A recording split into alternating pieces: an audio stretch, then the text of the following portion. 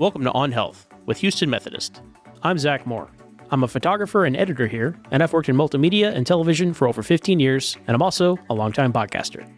I'm Katie McCallum. I'm a former researcher turned health writer, mostly writing for our blog. Katie, I have a confession to make. What's that, Zach? I have a bad habit of using cotton swabs in my ear on almost a daily basis. Well, I think the good news for you here is that I'm pretty sure you're not alone. I'm fairly confident that most people do.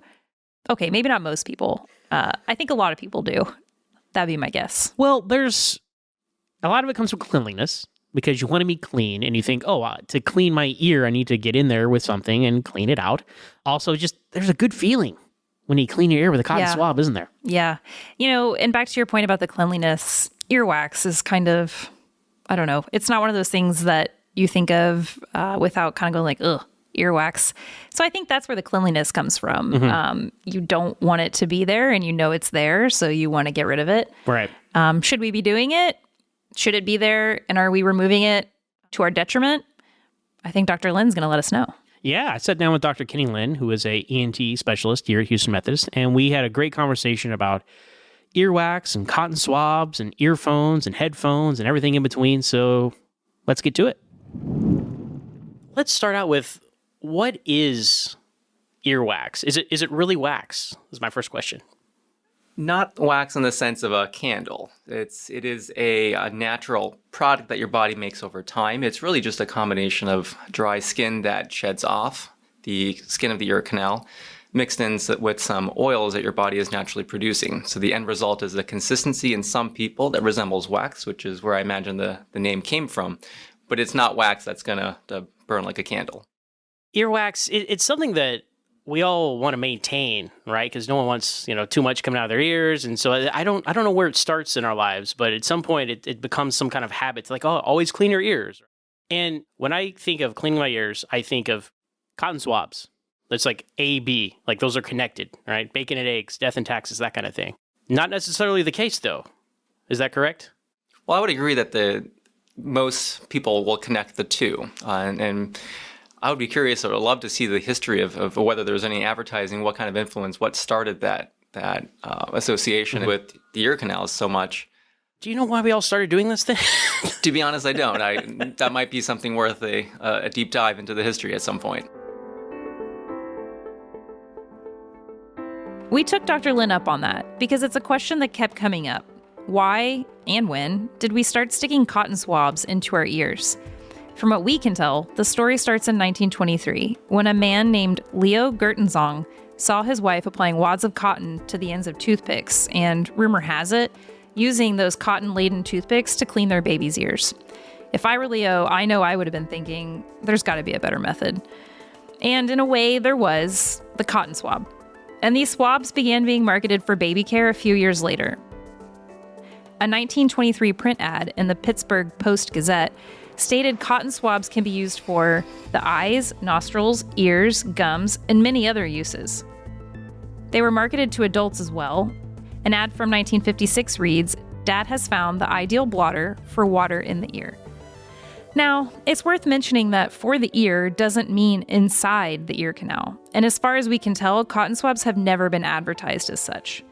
But other uses they have been advertised for include hobbies and crafts, applying makeup, cleaning nooks and crannies, and it seems that for the ears and nooks and crannies became one and the same at some point. Most people who use cotton swabs stick them well into their ear canal, as far as they'll go sometimes. It's not how manufacturers ever meant for them to be used, of course. By the 1970s, some version of "do not insert swab into ear canal" had appeared on the packaging. Yet, many people still do it, under the guise of hygiene. Which brings up another question. Do our ears even need cleaning? As far as cleaning the ears, I certainly understand that everyone wants to feel like they're doing something proactive. They feel like if they don't do anything, it's embarrassing to have wax coming out of the ears, or just feels uncomfortable. And so I know a lot of people get into a habit of doing something to clean their ears. My entire life, I've been using cotton swabs to clean my ears. And as I understand it, you're supposed to pretty much kind of brush around the earlobes and that kind of thing, but never really go into the ear canal. Is that correct? Have I been using cotton swabs wrong my entire life, is what you're telling me? The official recommendation is that we would like everything and anything to stay outside of the ear canal itself. Now, it's totally fine to clean around the outside of the ear. We would call that the auricle, inside the folds of the ear. But the concern, kind of jumping to the bottom line, is that our concern is that if you insert into the ear, depending on the shape or the way that you're using it, you're more likely than not pushing some wax back into the ear. And in rare cases, if something happens, someone bumps you, you go too far, it is even possible to injure your eardrum and the bones of hearing connected to the undersurface of the eardrum. You know, you go to the dentist and you get your teeth cleaned, and you go to the optometrist and you get your eyes checked, but you don't really. And maybe I've been missing out. Maybe I should be doing this, but I don't really go anywhere to have my ears checked on an annual basis or anything like that. Should we be doing that as people trying to maintain our health? 99% of people, even those that use Q-tips, will actually never run into the issue of wax building up to such a degree where you do need to do that. So perhaps that's why we don't make it a routine habit of getting your teeth checked or your teeth cleaned, which everyone needs. Mm-hmm. Now, certainly there are certain risk factors for why one person might have more issues with wax. One being that if your ear canals are small or narrow to start with, if you've ever had ear surgery, if you've had skin within the ear canal that's been disrupted from a surgical procedure, you may not be able to clean. The body may not be able to push the wax out on its own as it should. Other changes that happen over our lifetime as we get older adults have less oil production, and so their wax becomes drier and it clumps and sticks more within the ear canal. And then finally, some people just have their shape of the ear canal is just curved in such a way where there's something, the hairs in the ear canal, something is trapping and catching it and blocking it from coming out. That being said, the normal procedure or the normal way that the body is cleaning out the ear is that the wax is gently being pushed outwards gradually over time. So it is completely natural and normal to occasionally see flakes of wax or feel that there is wax coming out of the ear. That's the normal response of the body. Our impulse is, what is this foreign thing in our body? But it's really not foreign. It's actually getting rid of the foreign objects. It's its purpose to kind of push it out of your ear for protection. The natural process is that the wax will be pushed out of the ear canal. That begs the question, why is it there in the first place, mm-hmm. right? There is no clear or single consensus. There are people that make very little wax and don't seem to have any issue with their ears. But there are a couple of thoughts on why we make earwax in the first place. The first is that it's just natural because skin anywhere in the body has to shed, and dry skin, dead skin, accumulates in the ear canal as wax. Some people feel that the wax, when they've tested it and studied it, has a slightly acidic component to it, which they think might be antibacterial.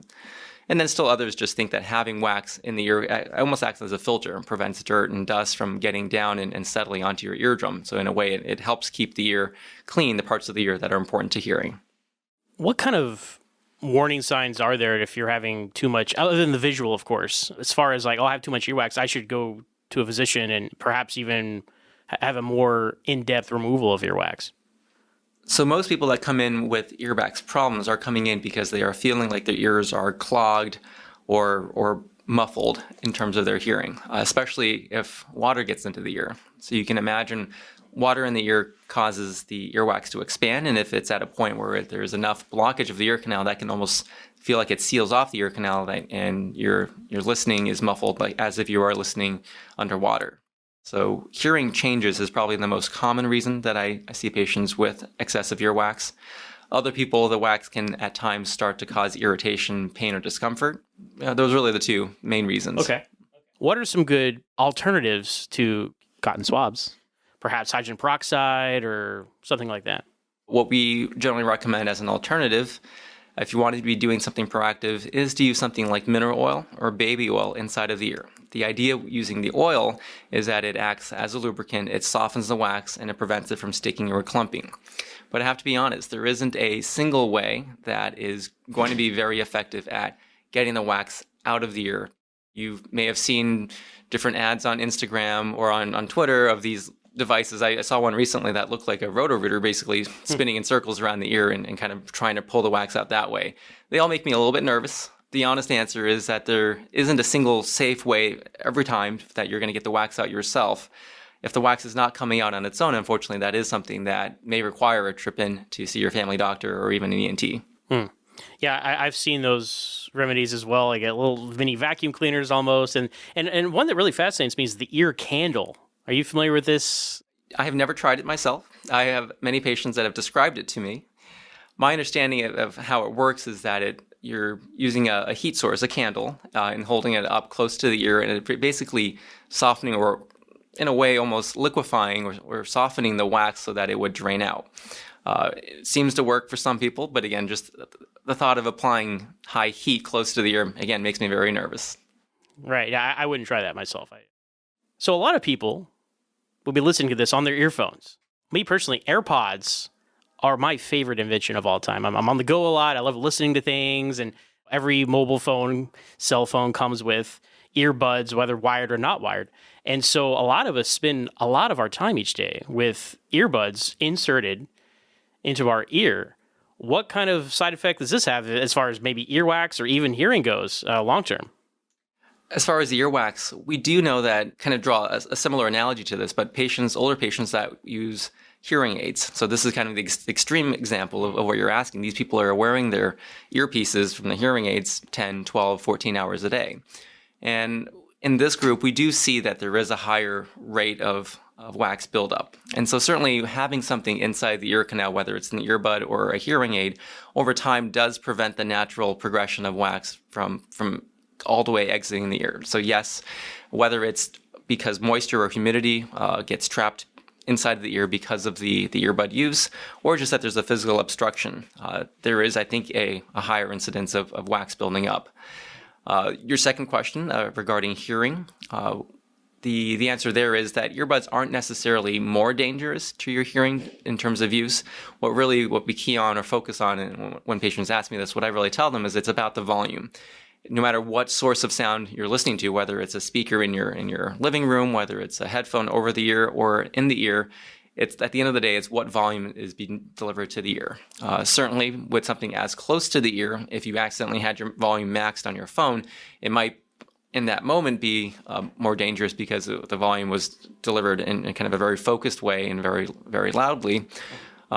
But to that end, I know companies like Apple have taken measures. There's, I believe, a default setting that even if you left your volume on too high and you plug in headphones or connect to your AirPods, it actually resets it down to a reasonable volume. So it prevents such an exposure as that.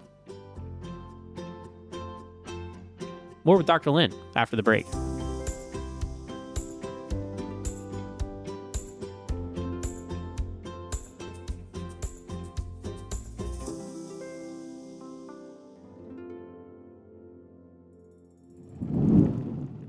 From annual checkups to managing chronic conditions, your healthcare should be personalized to you. At Houston Methodist, our primary care doctors provide customized care for you and your family, with more than 40 convenient locations across Greater Houston. We offer a variety of ways to get care, from in-person and virtual appointments to same-day visits when you're sick. Choose your doctor and schedule online at houstonmethodist.org/stayhealthy. Houston Methodist, leading medicine. So, Katie, what kind of headphones do you prefer? Are you more of a inside the ear earbud listener? Are you more of a over the ear earmuff headphone kind of listener? I kind of think I was always using earbuds. Maybe when I was really young, I think over the ear headphones were more common, or that's how I perceive it to be at least. But probably in college, switched to earbuds. They feel like they just fit snugger. I think a lot of it comes from when I'm running or working out. The jostling over the ear headphones is kind of annoying. I mean, I'm sure they're better now, but I think that's probably when I switched. Yeah, I mean, I remember when I was younger, you got your Sony Walkmans and stuff, and you try to like go to sleep listening to stuff, and you can't sleep on your side because there's a headphone thing, and it's just but earbuds, like, it doesn't matter where you are, what you're doing, earbuds will fit inside your ear, and they're like you said, running or doing things around the house or sleeping or whatever. They're just so convenient. When I got my first smartphone, I think it was in college around, they all come with earbud headphones now. So ever since then, I was like, why would I ever go back, right? So unless I'm doing some kind of like professional editing, like on this podcast, I'll be wearing headphones. But outside of that, for personal stuff, I definitely use earbuds. Yeah, I'm probably the same. I think arguably when the first smartphones were coming out, some of the earbuds that would come with them were a little uncomfortable. But nowadays, they're just much cozier, in my opinion. So when it comes to things in your ears, over your ears, things like that, I've seen a lot of parents recently, probably the last, I don't know, 10, 15 years, when they're bringing small children to like sporting events, they have like these headphones, but they're noise canceling headphones, right? To kind of protect them from all these loud noises, right? I mean, I remember when I was a kid, I went to a basketball game for the first time I've been to a professional basketball game. It was just so loud. It was such an intimidating like experience for your ears. Like, oh my gosh, am I going to go deaf now? Because it's fireworks and loud music and things like that in an enclosed space. And I think like that ear protection and all that really plays into talking about all these things that go inside your ear. And when your hearing gets overwhelmed like that, it can lead to ringing and that kind of stuff. And that's really concerning because you're like, is this going to stay forever? Is it a temporary thing, right? Dr. Lin goes into that and he talks about when your ears are ringing, what that means, that it's like a warning sign and what steps you should take after that. When your ears are ringing, that's actually an early sign. Your body's telling you had a little bit too much. The ringing of the ears is a symptom of mild irritation, even inflammation to the nerve of hearing and the hair cells of hearing. And in movies, they simulate this when there's an explosion, something goes off. The first thing that happens is it goes quiet. Right. And then the first thing that they bring back in is that high-pitched ringing. Well, in ringing, we call it tinnitus or tinnitus. And that ringing is a symptom that your ears are stunned or irritated from the sound exposure. So we call this an acoustic trauma. Generally, at a low dose or low exposure, this ringing goes away after 5, 10, 30 minutes. You may notice it the next morning, and then things kind of restore back to normal. But repeated and continued exposures of sound, for example, if you are a season ticket holder to the Rockets and you did this 40 times a year, over many years, that is unfortunately going to cause a hearing loss. So we do want to caution and recommend listeners to minimize that as much as possible and take precautions if that is something that you're routinely being exposed to. Yeah, so tinnitus or tinnitus? Because I've never, no pun intended, I've never heard that out loud before. I've only read it. So how do you pronounce that? Both are accurate. Probably one is a British pronunciation, but we use both interchangeably. Tomato situation. Okay, Yep. yeah, because there are times when there's like no sound going on, and you still kind of hear a little bit of something. And that is that. That's exactly. Is? That's what tinnitus or tinnitus is. And now, of the people that have that type of ringing sound in their ears, about 95% are going to be associated with some degree of high-frequency hearing loss. I actually tell patients that the ringing that they have is a symptom of their hearing loss. Both are, at the end of the day, likely to be signs that there's been a mild injury to the nerve of hearing. The first recommendation, if you're experiencing the ringing, is to see an audiologist, have your hearing checked, and just to make sure that especially the high-frequency hearing is still in line, or if you're starting to have signs of an early hearing loss, to have that discussion. One last question for you. Is there any psychological study or reasoning why it feels so good to clean your ears with cotton swabs? Beyond just the cleanness, there's a certain kind of like nerve response or something. It's just a very just good feeling washes over you when you use these, apparently in the improper way. So is there any sort of reason why that people enjoy that? I do. I can't say that I haven't done it before either, right? Absolutely. It feels great, especially for example, people go swimming, they get out of the water and they feel like there's just water in the ears, and that feeling is very uncomfortable. My personal feeling on that is I think a lot of us get into this habit related to that sensation of having water in the ears, whether it's after being in the pool or after being in the shower. You feel like that causes your hearing to be a little muffled. It feels like you need a tug on the ears. You want to get something out of the ears. Yeah. And I think that is the impulse that kind of drives this habit to start. And once you get into the habit of it, it just becomes, for a lot of people, a habit of just like drying your hair after a shower. That's my habit. I get out of the shower, dry off, and then, here comes the cotton swabs. Don't do that, is what you're telling me, though. There are other options. People definitely feel like they want to be doing something proactive. And again, the situation that usually arises is people feel like they want to clean the water out of the ears after being in the pool or after a shower. There are a couple of suggestions. One, an easy one, is you can take a hairdryer, keep it on the low setting, and hold it in arm's length and just let it run for a minute or two. The warm air will help the water or moisture inside of the ear to evaporate. Other products that you may see at the pharmacy, if your goal is to dry the ears after a shower, you can use alcohol drops. Alcohol, just like wiping a table with alcohol, you'll notice that it evaporates very quickly, and that'll cause and help the moisture to evaporate. The last kind of category of products that you often see at the pharmacy are going to be peroxide-based. For example, Debrox is the most common trade name for that. Peroxide drops don't help as much for drying or getting wax out of the ear necessarily. It is a softener. of the wax. In some cases, if you have a lot of wax, it may help the wax to fall out, but more frequently, it just softens the wax and causes the wax to conform or to even move around within the ear canal. And I've had patients tell me that it actually feels worse after using the Debrox drops because the wax moved around and now it may be sitting on the eardrum and it causes a pressure and a change in hearing. Yeah. And speaking of removing it then, I've seen that people can go in and have procedures where the earwax is taken out of their ear. Will this only be for pretty extreme cases then? Typically, we when we're looking to remove wax, it's because the wax is covering 60, 70+% of the ear canal, and we suspect that it might be getting to the point where it's affecting your hearing. Now, I know there are certain clinics, even CVS or Walgreens kind of walk-in clinics that do offer wax cleaning. I know that a lot of family practices or even urgent cares will offer wax cleaning. And then certainly your ENTs will do wax cleaning. There are some differences in techniques that you may expect at the different locations depending on where you go. For the most part, at your family practice or at an urgent care, most of the providers will be using water and an irrigation system to try to flush out the ears. That works in about 80-90% of the cases. But really, if it is a really bad impaction of wax, going to a local ENT is still probably your best bet.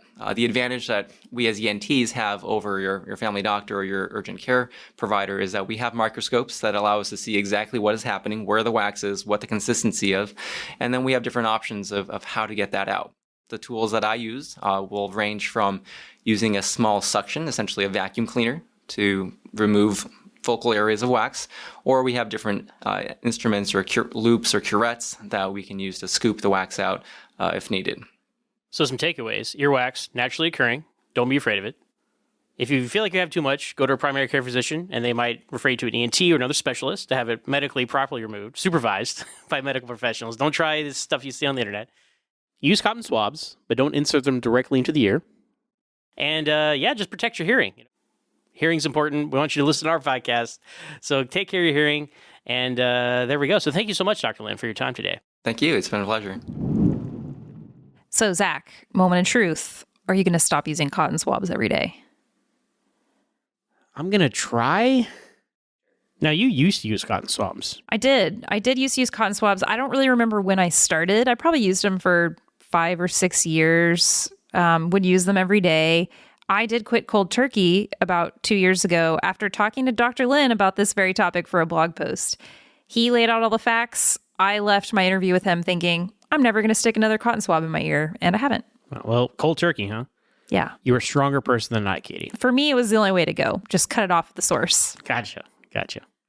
You know, it's one of those things where you don't see the negative side effect, so you have no deterrent other than people telling you, like, oh, you shouldn't do that. And you say, why? It's like, oh, well, it could do this, it could do that. And you say, well, it's not happening to me. And I think that's actually a trap that a lot of people fall into when it comes to bad habits. Right. I think, though, what I took away from Dr. Lin speaking about this was that, yeah, there's damage you can cause to your ear, but there's also the why are you doing it of earwax is supposed to be in your ear. Why are we trying to take it out? Yeah. So maybe that's the reason to stop, is that it has all these important functions. It's keeping your ear healthy and free of infection, and you're digging it out every day. So I think, yeah, there's the reason to stop because you could really hurt yourself. There's also the reason to stop because it's supposed to be there.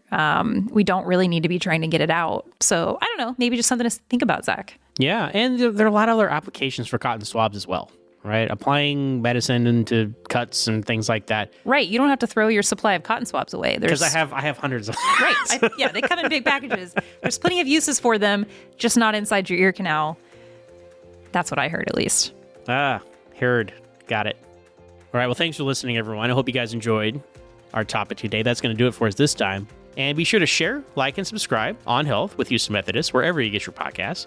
If you enjoyed this conversation, for more topics like this, visit our blog at houstonmethodist.org/blog. Stay tuned and stay healthy.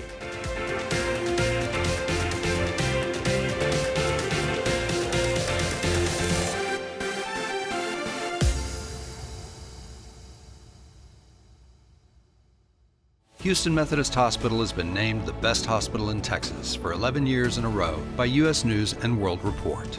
Houston Methodist Hospital is the #1 hospital in Texas and number 15 in the nation. We are nationally ranked in 10 specialties, the most in the state. For more than 100 years, we have provided you the best and safest clinical care, advanced technology, and patient experience. That's our promise of leading medicine. Houston Methodist, leading medicine.